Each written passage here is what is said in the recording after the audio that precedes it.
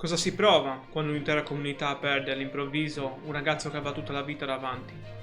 Io sono Matteo e ti ringrazio per essere qui, sull'Isola in Forma.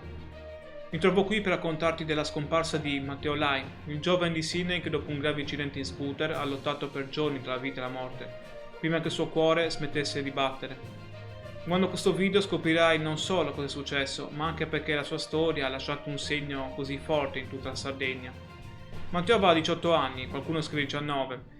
Era una promessa del rugby, giocava a capoterra e come tanti ragazzi della sua età sognava in grande.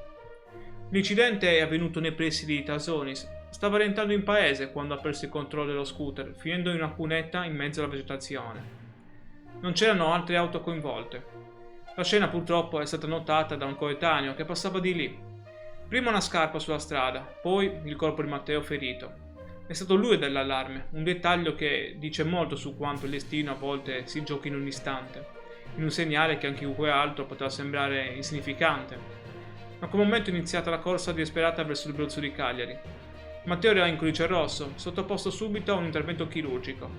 Per una settimana ha lottato, sospeso tra la speranza e la paura, mentre in paese tutti aspettavano una buona notizia che purtroppo non è mai arrivata. La mattina della sua morte Sydney si è svegliata in silenzio.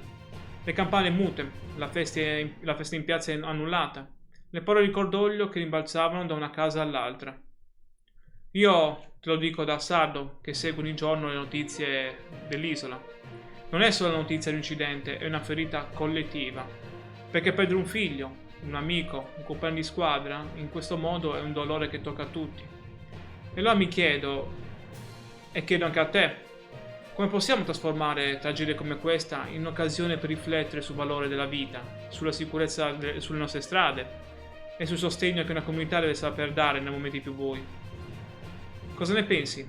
Basta rafforzare la prevenzione e la sicurezza oppure è proprio la nostra cultura della strada e della comunità che deve cambiare per proteggere questi giovani?